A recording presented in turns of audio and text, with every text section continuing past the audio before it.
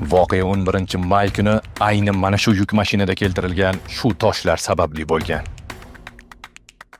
O'sha voqeaning eng asosiy sababchisi sifatli gips toshlari edi va o'sha gips toshlarini voqea joyiga yetkazib bergan haydovchi mana shu akamiz bo'lishadi.